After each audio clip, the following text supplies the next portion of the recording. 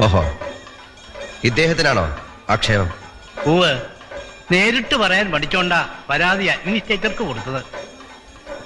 എന്ത് പരാതി? ക്ഷേത്രത്തിലെ നിത്യപൂജ അടക്കമുള്ള കാര്യങ്ങളിൽ ചെയർമാൻ ഇടപെട്ടത് ശരിയായില്ല. ചെലവ് ചുരുക്കാനാണെങ്കിൽ നിങ്ങൾ അതിന് വേറെ വഴി ആലോചിക്കണം. വിധിപ്രകാരം നടത്തുന്ന കർമ്മങ്ങളിൽ പിശുക്കരുത്. എന്ത് വിധി?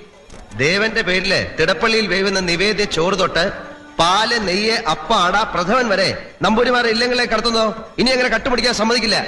നൈവേദ്യം കൊണ്ടുപോകുന്നത് അതിനവകാശപ്പെട്ടവരാണ്. അത് തടയാനാവില്ല ആർക്കും.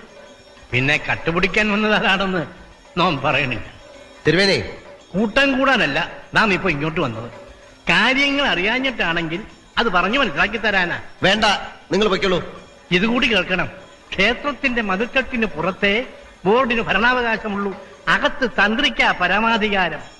അവിടെ വന്ന് ആവശ്യമില്ലാതെ കൽപ്പന പുറപ്പെടുവിച്ചത് അറിയാണ്ടാണെങ്കിൽ അത് പിൻവലിക്കണം. ഇല്ലെങ്കിൽ എതിർക്കേണ്ടി വരും. ക്ഷേത്രാരാധനയിലും ദൈവത്തിനുമൊക്കെ വിശ്വാസമുണ്ടെന്ന് ആണയിട്ട് ഈ സ്ഥാനമേറ്റത് ഇവിടെ പിരിയുന്ന പണം മോഹിച്ചാണെന്ന് പറയേണ്ടി വരും. ഇയാളുടെ അതിശയം കേൾക്കാനല്ലേ ഞാനിവിടെ ഇരിക്കുന്നത്. കാര്യം പറയുമ്പോൾ ക്ഷോഭിക്കരുത്.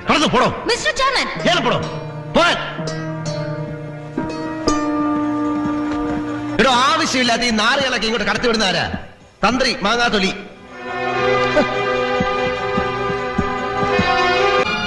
ഉത്തരവാദപ്പെട്ട ഒരു സ്ഥാനത്തിരിക്കുമ്പോ ആ നിലയ്ക്ക് വേണം പെരുമാറാൻ. പണ്ടത്തെ തെരുവുകൊണ്ടാണ് സ്വഭാവം കാണിക്കരുത്. നിങ്ങൾ കാര്യം അറിയാതെ ഒരുമാതിരി മറ്റേ വർത്താനം പറയരുത്. ശിവനെ ഞാൻ കുറ്റപ്പെടുത്തുകയല്ല. അമ്പലത്തിലെ ഈ സമരം നീണ്ടുപോയാൽ നമ്മുടെ സകല പ്ലാനുകളും തെറ്റും. അതെന്നെയാ ബാധിക്കുക. പലരുടെ എതിർപ്പുണ്ടായിട്ടും ഞാനാ നിന്നെ ഈ സ്ഥാനത്തെ കൊണ്ടുവന്നത്. എന്തിന്? നീ എന്നോട് പറഞ്ഞിട്ടില്ലേ എന്തു വേണമെങ്കിലും ചെയ്യാം, പണവും പദവിയും അംഗീകാരവും ഉള്ളൊരു സ്ഥാനം മാത്രം കിട്ടിയാൽ മതിയെന്ന്. അതുകൊണ്ടാണ് ഈ സ്ഥാനത്ത് നിന്നെ ഞാൻ വെച്ചത്. എല്ലാം ഉള്ള ദൈവത്തിന് എന്തിനാടോ പണം? അതെല്ലാം നമുക്കുള്ളതാ. പക്ഷെ ചുമ്മാ കൈയിട്ട് വരാനൊക്കില്ല. ബുദ്ധി ഉപയോഗിക്കണം. പലരുടെയും കണ്ണുകെട്ടണം.